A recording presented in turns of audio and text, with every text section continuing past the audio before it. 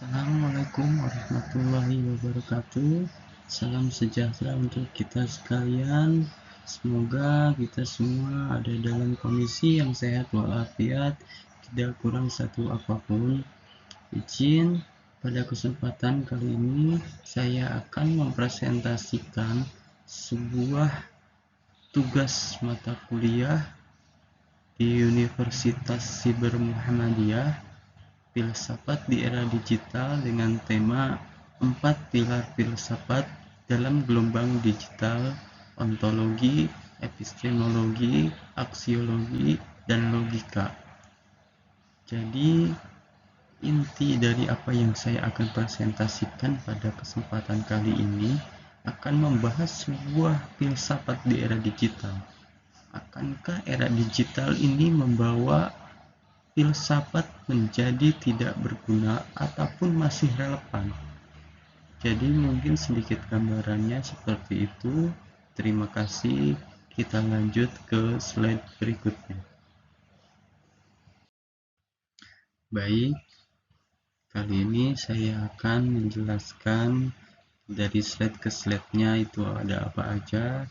Jadi daftar isi dari presentasi saya, yang pertama itu ada perkenalan, yang kedua lanjut pengantar masalah, lanjut lagi dengan tujuan presentasi, dan dilanjut lagi ada ontologi digital, lanjut lagi ada epistemologi digital, ada aksiologi digital, ada logika digital, kesimpulan, lalu rekomendasi.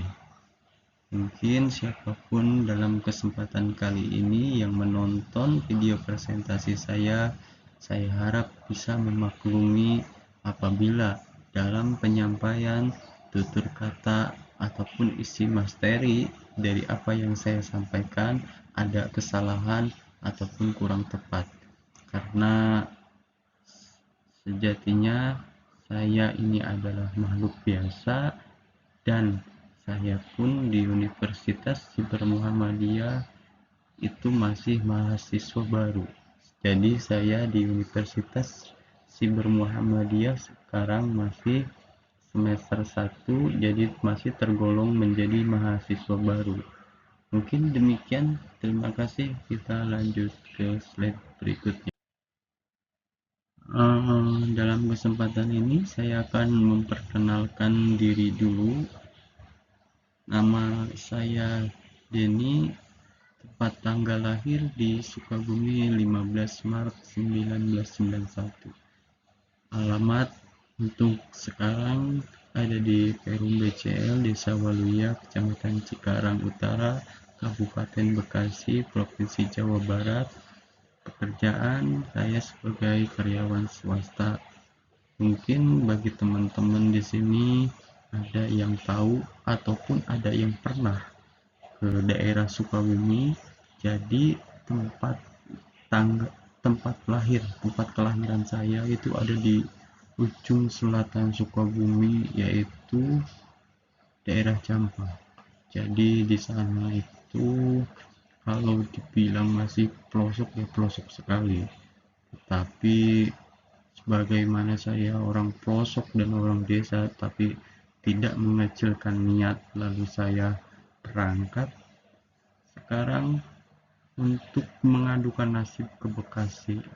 Alhamdulillah, dengan perjuangan yang mungkin tidak sangat mudah, adalah sekali-sekali rintangan-rintangan itu yang datang ke saya, tetapi saya masih tetap bisa bertahan, dan alhamdulillah sampai sekarang saya masih bisa memegang predikat karyawan swasta. Dan alhamdulillah berkat pekerjaan saya sekarang ini, saya ternyata mampu untuk melanjutkan jenjang pendidikan saya yang telah saya cita-citakan dari dulu, yaitu ke Fakultas Hukum ini, karena memang di daerah saya itu masih tergolong minim tentang pengetahuan hukum, bagaimana masyarakat di sana itu selalu mendapatkan diskriminasi, apalagi di sana itu banyak sekali perselisihan terhadap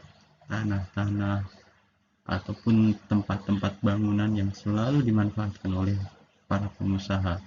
Jadi mungkin dengan rezeki saya yang punya sekarang, saya coba memahami dan belajar bagaimana hukum itu bisa diterapkan kepada orang kecil dan dikenakan juga, tidak menutup kemungkinan bisa dikenakan juga kepada orang kaya apabila mereka melakukan kesalahan. Mungkin sedikit itulah intermezzo dari saya, kita lanjut. Baik, dalam set ini ada pengantar masalah. Pengantar masalahnya itu ada dalam pertanyaan kritis. Yang pertama, bagaimana realitas digital mengubah konsep kebenaran dan eksistensi? Yang kedua, apakah pengetahuan digital berbeda secara fundamental? Yang ketiga, nilai apa yang harus dipertahankan dalam ruang digital? Bagaimana logika beradaptasi dengan algoritma dan AI?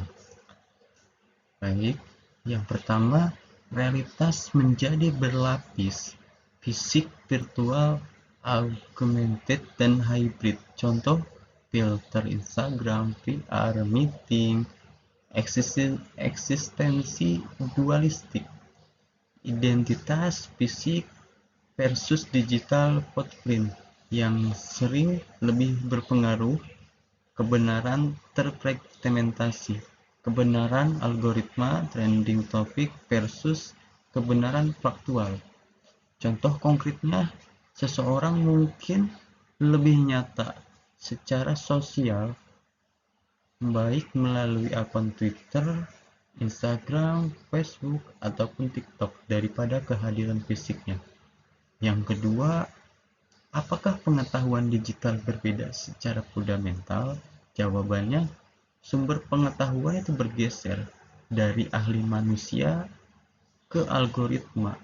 Contoh yang sekarang ini sangat banyak sekali tentang Google, AI, chatbot, dan yang terbaru-baru kali ini ada ChatGPT, DeepSeek, Claude, dan sangat sekali banyak macamnya. Apalagi sekarang China itu sangat pintar-pintar sekali membuat sebuah chatbot yang mungkin masih belum bisa muncul ke aplikasi-aplikasi yang ada di HP, tetapi mereka masih mengembangkannya melalui web. Yang berikutnya ada validasi berubah dari peer review akademis ke like, share, dan engagement metric. Pengetahuan menjadi cair, terus diperbaharui, sering tanpa versi final. Wikipedia vs buku cetak itu sekarang selalu menjadi faktor pembanding. Contoh konkretnya, diagnosis kesehatan dari Google dan dokter manusia. Jadi mungkin sekarang itu malah manusia itu sudah bergeser dari yang dulu memberikan keluhannya terhadap apa yang dirasa ke dokternya langsung. Berkat sekarang ada perkembangan teknologi, salah satu contohnya adalah Halo Dokter. Jadi sekarang itu manusia ketika sakit yang mengeluhnya ke chatbot. Ya mungkin chatbot itu didesain dengan algoritmanya manusia, dengan basic ilmunya itu adalah dokter, tetapi tentu dengan kemudahan-kemudahan itu manusia sudah sangat sepertinya akan meninggalkan kebiasaan-kebiasaan lama dengan kebiasaan barunya sekarang. Yang keempat, ada bagaimana logika beradaptasi dengan algoritmi dan AI. Jawabannya mungkin logika manusia versus mesin, intuisi, konteks, empati versus data pola probabilitas, bias algoritmik, logika yang tampak objektif tapi mengandung bias manusia pembuat, black box problem. Kita menerima output tanpa memahami logika prosesnya. Contoh konkretnya, sistem kredit sosial Cina. Logika algoritmi menentukan nilai sosial warga. Jadi sekarang itu nilai sosial yang ditentukan oleh algoritma ini. Krisis otoritas pengetahuan, siapa apa yang kita percayai sekarang ini.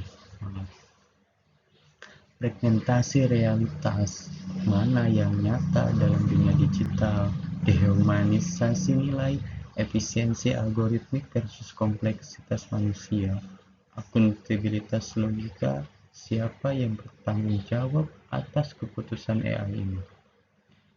Setiap revolusi teknologi membawa revolusi filosofis. Digital bukan pengecualian. Keempat pertanyaan ini bukan abstrak, mereka mempengaruhi keputusan harian kita. Tanpa kerangka filosofis, kita riskan menjadi objek pasif transformasi digital ini. Mari kita telusuri bagaimana masing-masing pilar filsafat memberikan jawaban untuk menjawab tantangan ini secara sistematis presentasi. Terima kasih. Baik, kita lanjut ke slide berikutnya. Tujuan presentasi memahami penerapan 4 pilar filsafat dalam konteks digital. Yang kedua, menganalisis dampak digital terhadap ontologi, epistemologi, aksiologi, dan logika. Yang ketiga, mengidentifikasi tantangan dan peluang filosofi di era digital. Yang keempat, mengembangkan kerangka berpikir kritis menghadapi transformasi digital.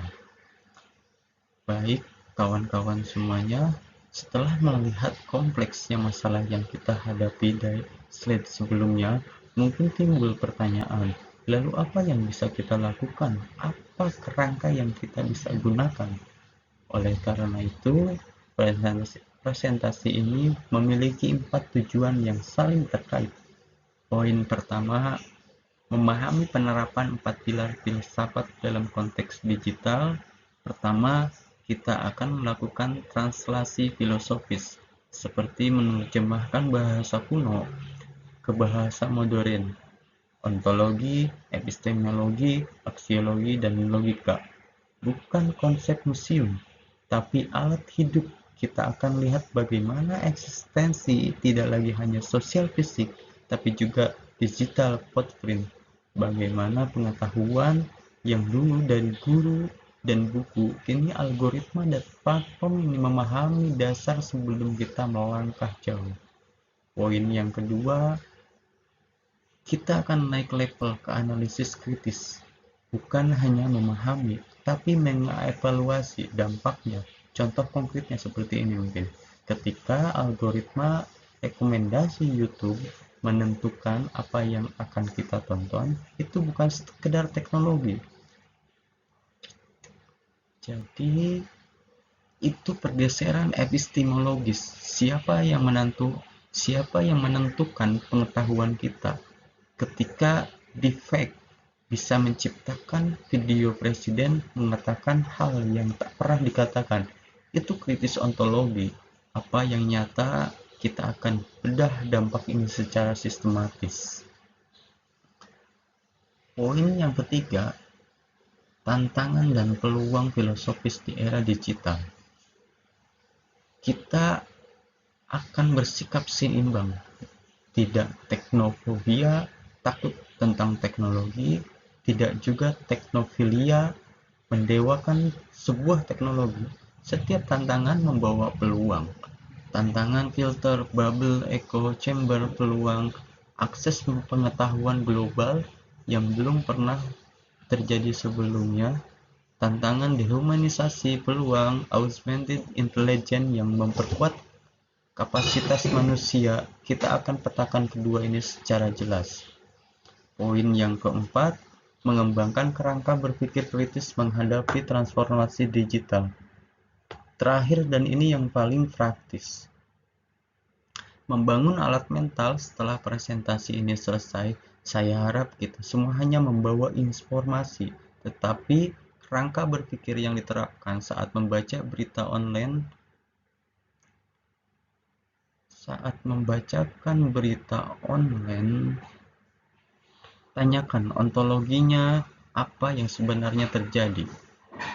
Saat dapat informasi dari AI, tanyakan epistemologinya dari mana sebetulnya. Saat digunakan aplikasinya, tanyakan aksiologinya, nilai apa yang diutamakan. Ini bukan teori untuk akademis, tapi survival skill abad 21. Jadi perjalanan kita hari ini adalah dari teori ke praktik, dari masalah ke solusi, dari kebingungan ke jelasan. Kita akan berangkat dengan pertanyaan kritis dan kembali dalam kerangka berpikir. Terima kasih. Kita lanjut ke baik. Dari slide ini ada relevansi presentasi. Mengapa ini sangat penting? Keputusan digital mempengaruhi kehidupan individu dan masyarakat. Perlu fondasi filosofis untuk kebijakan teknologi yang etis. Literasi digital membutuhkan literasi filosofis, kritis terhadap teknologi sebelum dikritik oleh teknologi. Kasus nyata AI dalam pengambilan keputusan, etika media sosial, privasi data, filsafat sebagai imunitas kognitif terhadap manipulasi digital. Mungkin ada pertanyaan dalam hati, ini menarik secara filosofis, tapi apa relevansinya dengan kehidupan nyata? Saya dengan pekerjaan saya, dengan masyarakat kita. Baik, izinkan saya menjelaskan mengapa pembahasan ini bukan hanya relevan, tapi mendesak dengan kepentingan untuk kita semua. Keputusan digital mempengaruhi kehidupan individu dan masyarakat. Setiap hari kita membuat keputusan berbasis digital yang memiliki konsekuensi nyata. Saat Anda menerima atau menolak saat dan ketentuan aplikasi, itu keputusan ontologis. Anda memperbolehkan eksistensi data Anda di server mereka. Saat Anda percaya informasi dari media sosial atau ragu, itu keputusan epistemologi. Apa sumber pengetahuan yang Anda bicara? Contoh konkret, keputusan siapa yang di-follow ataupun di-unfollow di Twitter, atau berita mana yang dibaca, bukan disepele. Itu membentuk realitas politik kita. Polarisasi sosial bukan hanya pemilu, ini bukan dunia virtual, ini dunia virtual terpisah, ini dunia kita nyata. Lihat regulasi AI yang sedang digodok di berbagai negara. Tanpa pondasi filosofis yang kuat, kita hanya akan bereaksi, bukan merancang. Pertanyaan mendasar, apakah AI memiliki kehendak bebas? Ontologi AI menentukan regulasinya. Bagaimana AI tahu sesuatu? Epistemologi AI menentukan akuntabilitasnya. Contoh nyata kasus mobil otonom yang harus memilih tabrakan dengan anak-anak atau lansia. Itu bukan masalah teknik, tapi masalah aksiologi mendalam. Nilai apa yang diprogram, logika algoritma yang seperti apa, perdebatan ini sedang terjadi di parlemen kita, di perusahaan teknologi, dan kita semua terdampak. Terima kasih, kita lanjut ke slide berikut.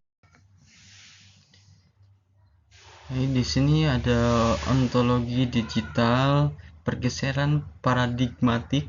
Yang pertama, ontologi klasik, realitas fisik atau metafisik. Yang kedua, ontologi digital, realitas virtual, augmented hybrid. Pertanyaannya, apakah data adalah substansi baru, dualisme baru, realitas fisik versus digital? Contohnya, NFT sebagai klaim pemilikan digital, metaverse sebagai tempat, tantangan, orientasi keaslian dan eksistensi dalam ruang digital, implikasi identitas digital, kewarganegaraan virtual, hak digital.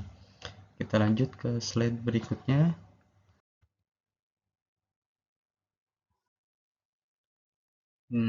Aksiologi digital, konflik nilai. Yang pertama, nilai tradisional, privasi, otonomi, keadilan. Yang kedua, nilai digital, keterhubungan, efisiensi, personalisasi, dilema, kebebasan berekspresi versus keamanan, inovasi versus regulasi. Contoh etika AI, ekonomi perhatian, kapitalisme data. Pertanyaannya, siapa yang bertanggung jawab atas konsekuensi algoritma? Kerangka etika teknologi, desain nilai, hak digital, hak asasi manusia. Kita lanjut ke slide berikutnya. Epistemologi digital, transformasi pengetahuan sumber dari otoritas manusia ke algoritma dan platform. Validasi dari kriteria filosofi ke algoritmik, engagement, viralitas, krisis infodemik, misinformation, filter bubbles. Contoh Google sebagai epistemological gatekeeper, tantangan kepercayaan pada AI, bias dalam dataset, kehilangan konteks, peluangnya kolaborasi pengetahuan global, akses demokrasi. Lanjut ke slide berikutnya. Kesimpulan sintetis 4 pilar di era digital, temuan kuncinya yang pertama, digital menciptakan ontologi lapis ganda, fisik dan digital. Yang kedua, epistemologi mengalami disintermediasi dan reintermediasi algoritmik. Yang ketiga, aksiologi membutuhkan rekonstruksi untuk konteks digital. Yang keempat, logika berkembang menjadi hybrid manusia algoritma. Interkoneksi logika digital membentuk epistemologi yang mempengaruhi ontologi dengan implikasi aksiologi. Siklus, teknologi, cara berpikir, nilai, realitas. Oke, lanjut ke slide berikutnya. Rekomendasi untuk individu. Yang pertama, kembangkan literasi filosofis digital.